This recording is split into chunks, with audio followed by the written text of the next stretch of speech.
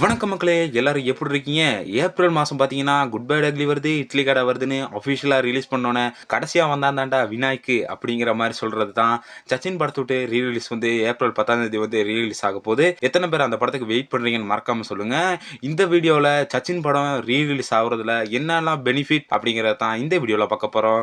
வீடியோக்குள்ள போறதுக்கு முன்னாடி நம்ம சேனலுக்கு யாராச்சும் புதுசா வந்திருந்தீங்கன்னா மறக்காம சப்ஸ்கிரைப் பண்ணிக்கங்கப்பா. இந்த மாதிரியான சினிமா கண்டென்ட்ஸ் மற்றதெல்லாம் அடிக்கடி இந்த சேனல்ல வந்துகிட்டு இருக்கோம். வாங்க வீடியோக்குள்ள போகலாம்.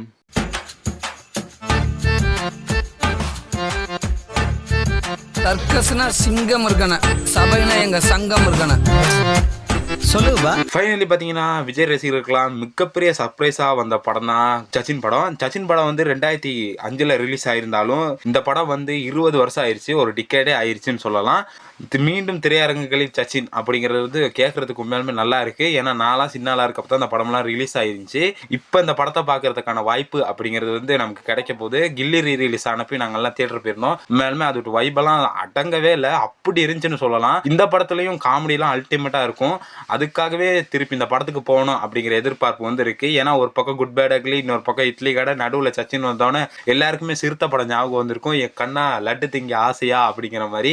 எத்தனை பேருக்கு இதெல்லாம் தோணுச்சுன்னு மறக்காம கமெண்ட்ல சொல்லுங்க. ஃபர்ஸ்டா பாத்தீங்கன்னா மூவி விட்டு பேக்ரவுண்ட். இதுல பாத்தீங்கன்னா தளபதி விஜய், ஜெனிலியா, வடிவேலு, சந்தானம், ரகுவரன் போன்ற நட்சத்திர பட்டாலுமே இந்த படத்துல நடிச்சிருக்குன்னு சொல்லலாம். இந்த படத்துல பாத்தீங்கன்னா ஒரு ரொமான்டிக் காமெடி பேஸ்ட் படம் தான் இந்த படம். இந்த படத்துல பாத்தீங்கன்னா ரொமான்ஸ் காமெடியெல்லாம் அதகாலம் பண்ணியிருப்பாங்கன்னு சொல்லலாம். இதுல பாத்தீங்கன்னா விஜய், வடிவேலு, சந்தானத்தோட காமெடியெல்லாம் அல்டிமேட். இப்போ வரைக்குமே நம்ம பார்த்துக்கிட்டு இருக்க காமெடிகள்ல மறக்க முடியாத கிளாசிக் காமெடியில சச்சின் படத்தோட காமெடிகளே ஒரு பக்கம் எடுத்து வச்சிடலாம். அந்த அளவுக்கான படத்தை விட்டு காமெடி காட்சிகள் வந்து அதகாலம் பண்ணியிருப்பாங்கன்னு சொல்லலாம். அவ்வளோ பேருமே இந்த படத்துல பாத்தீங்கன்னா முக்கியமா யாராச்சும் ரொமான்டிக் பிடிக்கல அப்படின்னு சொன்னாலும் காமெடி யாருமே பிடிக்காதுன்னு சொல்ல மாட்டாங்க. இந்த படத்துல முழுக்க முழுக்க படம் முடிகிற வரைக்குமே காமெடி அப்படிங்கிறது வந்து இந்த படத்துல இருக்கும். இதுக்காகவே படத்துக்கு திரும்பி ரசிகர்கள் யாராச்சும் பார்க்காத ரசிகர்கள் தியேட்டர்ல இந்த படத்தை அவங்கலாம் போறதுக்கான மிகப்பெரிய வாய்ப்பு இருக்கு.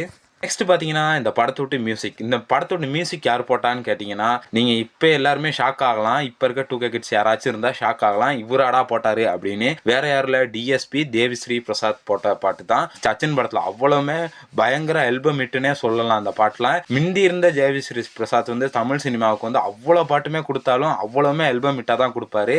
அதில் எந்த மாற்று கருத்துமே இல்லாமல் சொல்லலாம். இப்போ அவர் ஆவரேஜாக இருந்தாலும் மிந்தி டைமில் அவர் வந்து சூப்பர் ஹிட் பாடல்கள் கொடுத்தவர் அப்படிங்கிறது வந்து மிக முக்கிய இடத்துல வந்து தமிழ் சினிமாவில் அவரும் இருப்பாரு. இந்த படத்துல பாத்தீங்கன்னா வா வா வா தலைவா, வாடி வாடி, குண்டு மாங்காய் தோப்புக்குள்ள, கண்மூடி திறக்கும் போது அப்படிங்கிற பாடல்லாம் கொடுத்து இந்த படத்துக்கே இந்த படத்தை காமெடிக்கு அப்புறம் ஒரு ஸ்டாண்டர்ட்ல வைக்கணும்னா அது மிகப்பெரிய கிரெடிட்டா கொடுக்கலாம். அது எல்லாமே சாங்ஸுக்கு தான்ட்டு. இப்போ வரைக்குமே நம்ம பிளேலிஸ்ட்லாம் ஆட்டி படைச்சி இருக்க சாங்ஸ்ல இந்த படத்துல இருக்க பாடல்கள் எப்பயுமே நம்ம பிளேலிஸ்ட்ல இருந்து நீங்கவே நீங்காது அப்படிங்கறதுல எந்த மாற்று கருத்துமே இல்லை. எத்தனை பேருக்கு சச்சின்ல இருக்க பாட்டெல்லாம் பிடிக்கணும் மறக்காம கமெண்ட் பண்ணுங்க. நெக்ஸ்ட் பார்க்க போகிறது வை ரீரிலீஸ் அப்படிங்கிறத வந்து இன்னைக்கு முக்கியமாக நம்ம பேச வேண்டியது இருக்குது. ஏன்னா 2024 பார்த்தீங்கன்னா மிகப்பெரிய அளவில் ரீரிலீஸ் அப்படிங்கிறது வந்து தமிழ் சினிமாவில் ஏற்பட்டு ஜூனுக்கு பிறகு தான் பெரிய ஹீரோஸோட படங்கள்லாம் ரிலீஸ் ஆகிச்சு 2024. மேபி அதுக்கு முன்னுக்கு ஜனவரிலேருந்து மே வரைக்குமே வெறும் ரீரிலீஸ் படங்களை மட்டும் தான் நம்ம எல்லாருமே பார்த்துக்கிட்டு இருந்தோம்னு சொல்லலாம். அதில் பார்த்தீங்கன்னா 3, வாரணமாயிரம், அதுக்கப்புறம் தான் கில்லி படம் ரிலீஸ் ஆகி மிகப்பெரிய தாக்காளிகளே கிரியேட் பண்ணி தமிழ் சினிமாவில் மிகப்பெரிய ரெக்கார்ட்ஸ் எல்லாம் அந்த படம் பண்ணிச்சு. இருந்தாலும் சச்சின் ரீரிலீஸ் பண்ணுறதுக்கு முக்கிய காரணம் அப்படின்னா இனிமேல் விஜய் சார் வந்து படம் நடிக்க போகிறதில்ல அப்படின்னு சொல்லிட்டாரு. இனிமேல் கடைசி படம் இந்த ஜனநாயகன் படமாக தான் இருக்கும். இனிமேல் ரசிகர்கள் வந்து எல்லாருமே தயாராக ஒரே விஷயம் தான், இனிமே 69 படம் இருக்கு, 69 படத்தையும் ரீரிலீஸ் பண்ணி நம்ம பார்த்துக்கலாம் அப்படிங்கிறதுக்கு வந்து ரசிகர்கள் வந்து ரெடி ஆயிட்டாங்க. இருந்தாலும் இந்த மாதிரியான ரீரிலீஸ் படங்கள் பண்றப்ப நமக்கு ஒரு நாஸ்டாலஜிக் ஃபீல் வர்றதுக்கான வாய்ப்பு வந்து அதிகமாகவே இருக்கு. ஏன்னா நான் சின்ன வயசுல பார்த்த படம் தான் கில்லி படம். கில்லி படத்தை நான் போயிட்டு தியேட்டர்ல முத பார்க்குறப்ப ஒரு பழைய படம் பார்க்குற மாதிரியே இல்லை, ஒரு புது படத்தை எப்படி தியேட்டர்ல என்ஜாய் பண்ணி பார்ப்போமோ அந்த லெவலுக்கு அந்த படத்தை பார்த்துட்டு வந்தோம். இருந்தாலும் இப்போ சச்சின் ரீரிலீஸுக்கு அதே ஒரு நாஸ்டாலஜிக் மூமெண்ட் வந்து வர்றதுக்கான வாய்ப்பு அப்படிங்கிறது இருக்கு. இப்போ பிறந்தவங்க கூட இப்போ கூட சச்சின் படத்தை வந்து டிவில எல்லாம் பார்த்துருப்பாங்க. அவங்கள தியேட்டர்ல கூப்பிட்டு போயிட்டு அந்த செலிப்ரேஷனை பார்த்தோம்னா அது வந்து ஒரு டிஃப்ரெண்ட் நாஸ்டாலஜிக் மூமெண்டா இருக்கிறதுக்கான வாய்ப்பு அதிகமாகவே இருக்கு. நான் எப்படியுமே கன்ஃபார்மா சச்சின் படத்துக்கு நான் தியேட்டர் போயிருவேன்.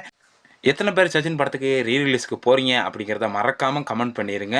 நெக்ஸ்ட் பார்க்க போறது ஃபேன் ரியாக்ஷன் அண்ட் எக்ஸ்பெக்டேஷன். சில விஜய் ரசிகர்கள் பார்த்தீங்கன்னா இந்த படத்துக்கு ஒரு அண்டர் ரேட்டட் படம்னு தான் சொல்லியிருப்பாங்க. இருந்தாலும் மேபி அந்த டைம்ல இந்த படம் வந்து சரியா போகாம இருந்திருக்கலாம். ஆனா இந்த டைம் ரசிகர்கள்லாம் காமெடி இல்லாத காமெடி பஞ்சம் அப்படி இருக்கனால இந்த படம்லாம் உண்மையுமே ரசிகர்கள் வந்து கவர்ந்து இழுக்கிறதுக்கான வாய்ப்பு வந்து இந்த படத்துல அதிகமாகவே இருக்குன்னு சொல்லலாம். இந்த படத்தை பார்த்தீங்கன்னா இப்போ இருக்க நியூ ஜென்ரேஷன் வந்து பார்க்கறதுக்கு வந்து வாய்ப்பு வந்து ரொம்ப அதிகமாக இருக்குது. இந்த படத்தை வந்து தியேட்டரில் எப்படியாச்சும் பார்க்கணும் அப்படிங்கிறதுல வந்து மிக ஆர்வம் வந்து எல்லாருமே காட்டுவாங்க. ஏன்னா இந்த படம் வந்து நிறைய பேர் டிவியில் யூடியூப்ல தான் பார்த்துருப்பாங்க.